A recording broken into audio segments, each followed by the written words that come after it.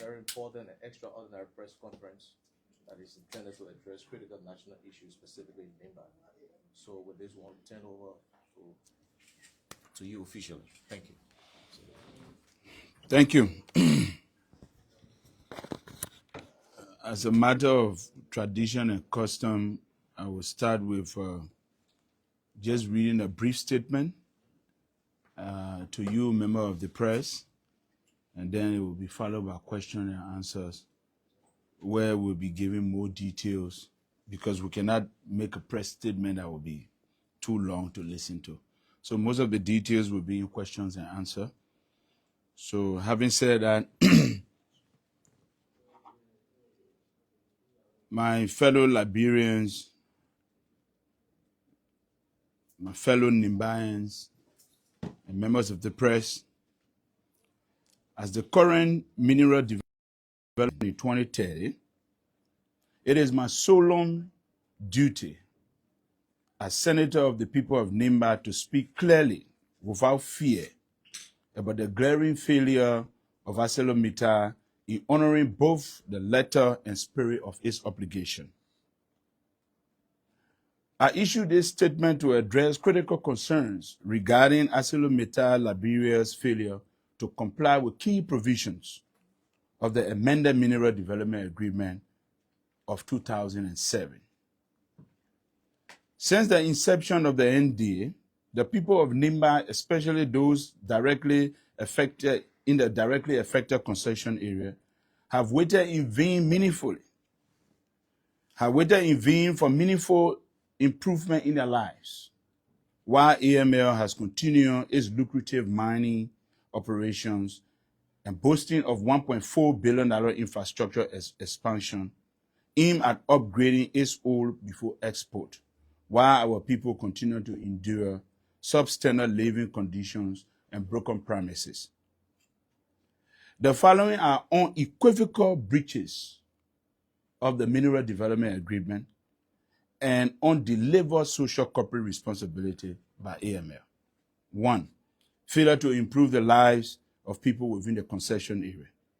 AML has failed to improve the social economic conditions of communities within its operational footprint. Despite being in Nimba for more than 2 decades, the people in and around Ikepa live without basic amenities and face hardship, contradicting the expectation of shared benefits from natural resource extraction. The company has made little effort to restore and upgrade housing facilities in Ikepa, leaving our once beautiful town dilapidated and lying in ruins, while billions are taken from its soil. This neglect is a betrayal of hopes of thousands who expected decent housing and modern community infrastructure in and around the concession area. 3. The blatant disregard for Liberia's senior management inclusion and the failure to meet 50% of senior management quota by MDA. This is a clear violation of Article 10 of the 2007 amendment. Article 10 of the amended MDA clearly stipulates that within 5 years, by 2012, 25% of the management position should be held by Liberians. Within 10 years, by 2017, that number should increase by 50%. And within 1 year, by 2008, AML was required under Article 10 to appoint a Liberian to one of the top 3 positions of AML, which are the Chief Executive Officer, the Chief Financial Officer, and the Chief Operating Officer. Today, AML top 3 executive remains foreign, with no Liberian occupying that position, in gross contradiction of Article 10 of the MDA. The CEO is a South African, Marco van der Meer. The Chief Operating Officer is Anthony Coken, an Australian. The Chief Financial Officer is Conan O'Brien, a British. This should have taken place. One Liberian should be serving in one of these positions since 2012, 2017, up to now. This is not just a breach of contract. It is a slap in the face and gross disregard to the professional librarians that we have. The framers of the MDA intentionally specify that a librarian must occupy one of these decision-making roles. AML refusal to comply demonstrate blatant disregard for the laws of Liberia and the empowerment of our citizens.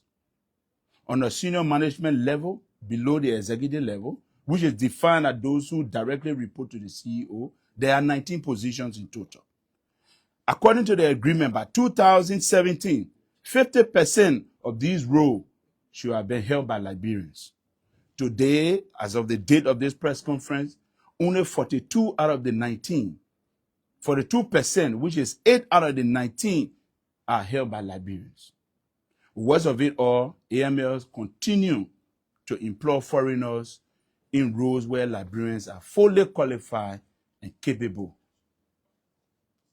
including the Chief Information Officer, foreign, the Chief Position Officer, foreign, Security Risk Advisor, foreign, and Chief of Staff to the CEO.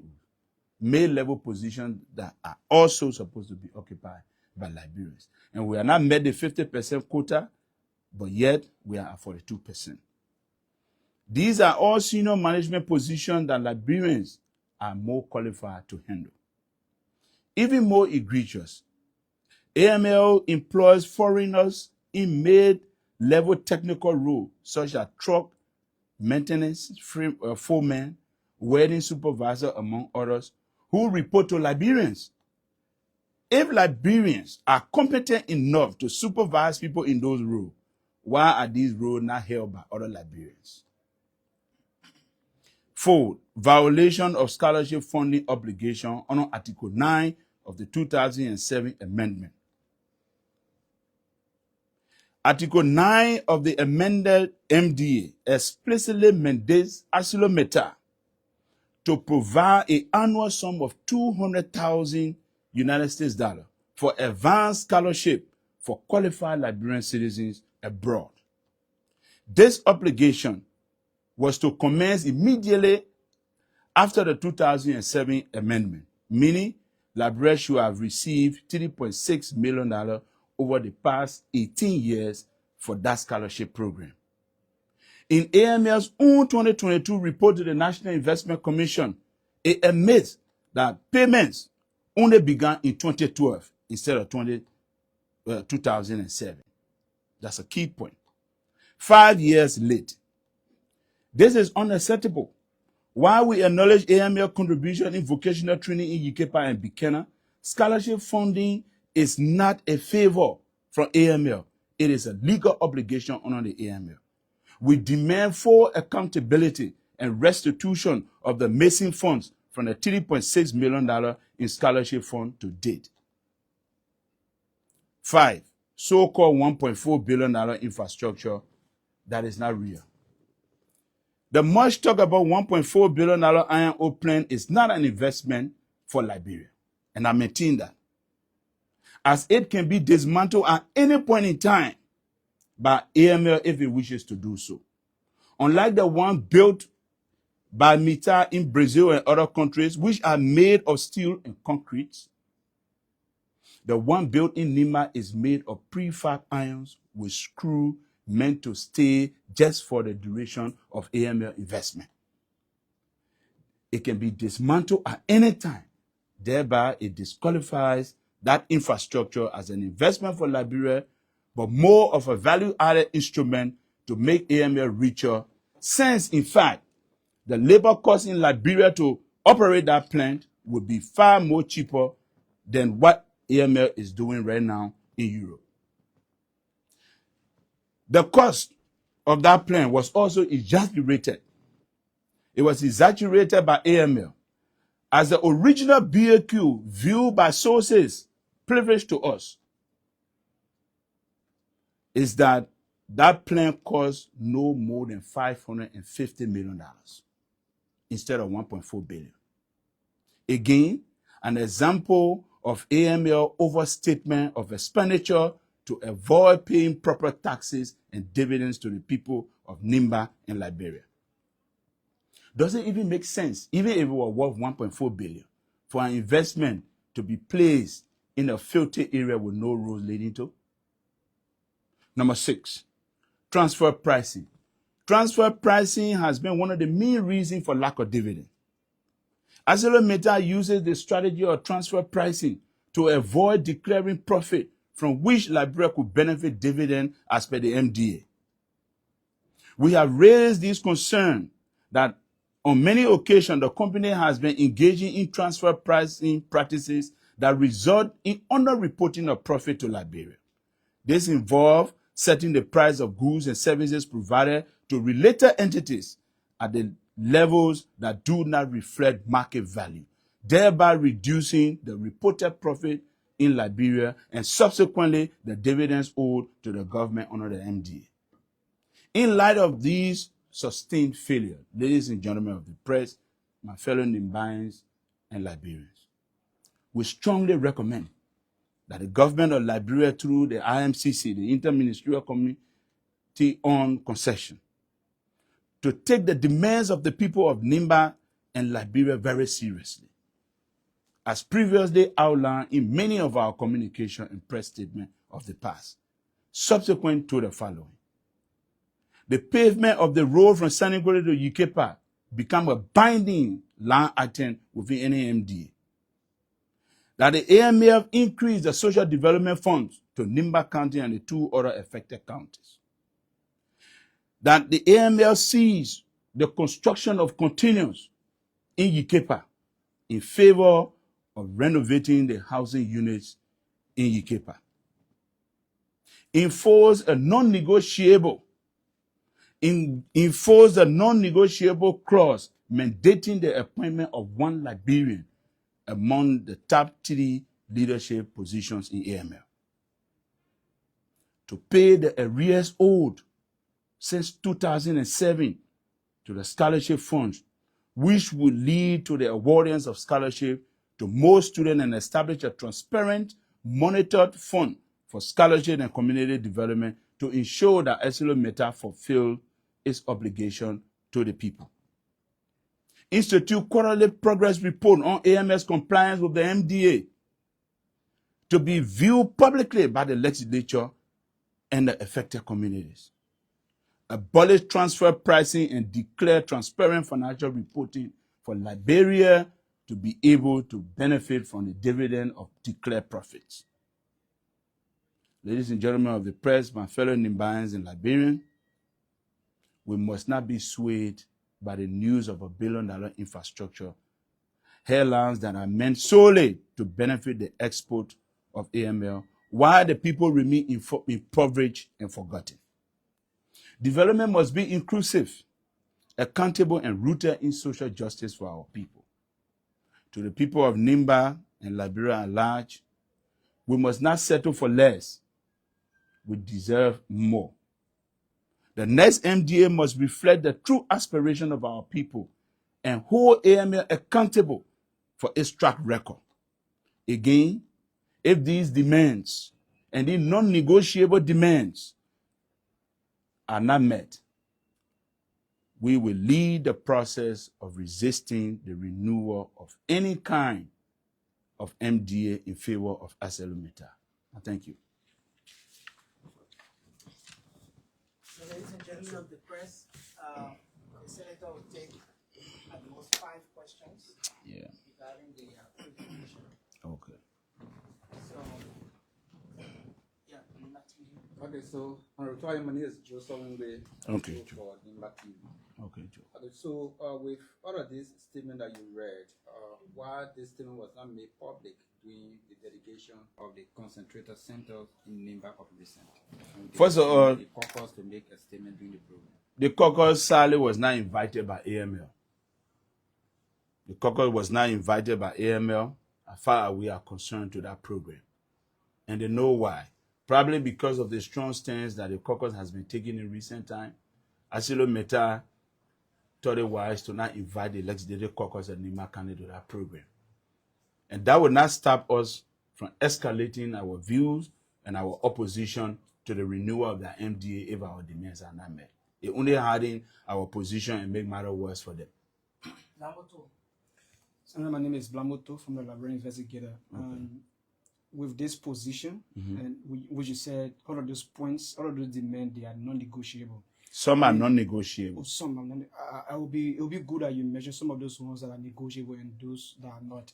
But in that vein, how do you also see what's a discussion you've had or the caucus have had with the president, and after that you still see the president going there? How do you also discuss with the president concerning this position? Well, I don't speak for the office of the president. The president can attend programs that he's invited to. But as far as I am concerned, the MDA negotiation by the IMCC, our previous press statement has underscored the fact that even the IMCC that is negotiating on behalf of the government has not reached the NIMA Legislative Caucus yet. You know, what they try to cleverly do is that they tie the hands of the caucus. You know, when concession agreements come to the legislature does only two things with it. One, it either ratify or it reject. But they feel that 11 of us, probably from Nimba and maybe a few people from Bong and Grand Bassa, we don't have the numbers probably to vote no. And so that is the reason why this time around we are asking that we be part of the process from the beginning. Because after the negotiations, when those things come here, you either use your number to pass it or you use your number to reject it. And we are saying, no, that's the wrong way to go about it. We from the affected counties, especially Nimba, where we are under pressure from our people to get the best deal for them, we have to be involved, you know, within these negotiations so that we can make some of the things that were just left at the whims and caprice of Mitar. Some of the things that were just left on a social corporate responsibility, whether Mitar wants to do it or not, they can do it. We want to make them a line item within the MDA to ensure that when it gets passed, nobody will have an excuse. Because part of the problem that we have on a social corporate responsibility of AMA is that if you agree, okay, we'll face the road, we'll build school, we'll improve hospital, that's on a CSR. You only do social corporate responsibility when you make profit. And at the end of the day, because of the transfer pricing that I continue to emphasize, Mita will always report a loss. They will always report a loss and say, okay, we didn't make money this year, so we can't fix the road. That's how you see that road been lying in ruins for all these years. So this is our plan to be part of the negotiation process. Senator, just a follow-up, I beg you, just a follow-up to that question. I mean, this is your government. Not actually police are this call, right? But this is your government. I'm concerned about the kind of conversation you've had with the president who's also being concerned about Liberians' welfare, giving them job. What has the president said? The president is in line with whatever will improve the lives of the people. A 10-year program does not in any way suggest that maybe, you know, the president thinks otherwise than what we think. No, we think the same way. And I guess, you know, at the appropriate time when the IMCC reports to the president, he will be making his own position known to the press. But until then, we have a duty and obligation to the people of Nimba, and the reports are confident is ought to stand by them. So we don't even need the approval of anybody else to make those calls. Obadiah, front page. And then Punch will be the last. Good afternoon, Senator. What do you make of report or concerns from some of your locals that the construction of this concentrator iron ore plant will actually provide job opportunities to about 5,000 of them? Don't you think that your call will somehow hinder the employment opportunities of your own constituents? First of all, that is just a mere bluff. You know, as AML, you know, herself, they've been here, they should have created up to 8,000 jobs for the duration that they've been here for more than 20 years. Ask them how many jobs they have created in the country. Less than half of that. So promising that there will be 5,000 jobs created at the new plant is just one of those smoky talks that AML brings around all of the time to get bad time and hypnotize people and make it look like they want to do something better. I don't believe in anything that they said. They have broken the rules and regulation binding them within the MDA multiple times. So I don't believe anything they say. Finally, are you disappointed in some of your colleagues who have been here for some time that they have not been able to bring forth some of these things you have pointed out today? There's time for everything. I cannot speak of my colleagues in the past. we are in the present, and that's why we are doing the right thing. Finally, colleagues, we'll take the last two punch quickly. Welcome, Senator. My name is Yagia, and I report for Punch FM. Okay. As legislative caucus of Nimba County, I want to know what step have you taken and what step you plan to take to hold Arsenal Meta accountable for its obligation to Nimba. And secondly, is do you have the political will to renegotiate Arsenal Meta deal with your colleagues in the legislature to favor your county? Yes, the latter part of your question, I personally has asked the plenary of Liberian Senate. I have made it an issue that the Senate has agreed to stand with me and to stand with the Senate caucus of Nimba County, and in making sure that we play a significant role in these negotiations, and that at least let the deal meet the aspiration of the people. The Senate has given me their backing that they will be standing by us. So it is based upon that you see us drawing all of these plans, because we know fully whether our colleagues will stand by us. We are encouraging members of the House of Representatives to also do so. My colleagues in the caucus are also lobbying with our colleagues in the House of Representatives, so that, there are certain decisions that come from the executive here, and we have a tradition here at the legislature that the caucus must approve that decision, especially if it has something to do with your county. We want to bring that same tradition to concession agreements, whereby legislative caucus must be able to give a green light, to those proposals before they are even discussed by both houses. So we hope this time around that how it will be. We're going to create all the necessary checkpoints and the perimeters so that there will be no leakages for the deal to pass on our hands, like the way it did in 2007. There have been many times the legislative caucus, even boycotted some of the hearings, but it didn't yield to any result because we were outnumbered. This time around, we are trying to patch all the leakages so that, they will not use inducement and other, lawmakers to have this deal passed on the table as quickly as possible. And more besides, we do have the political will. And in the coming days, we're tightening the screw and hold Accelerator feet to the fire. In 2030, if they think that our demands are too, unreasonable or undoable, they can pack up and leave. I can tell you, within 2 minutes, you will see other companies wanting to come and take over our mineral resources. Nobody should lie to you. We are in demand. We are the price. They are not the price. Okay, so final question from Cool FM quickly. So, Senator, my name is, let me ask a question. Yeah, but let's go by the enrichment. Cool first, then we'll squeeze you. Okay. My name is Theophilus, and I report for Cool FM.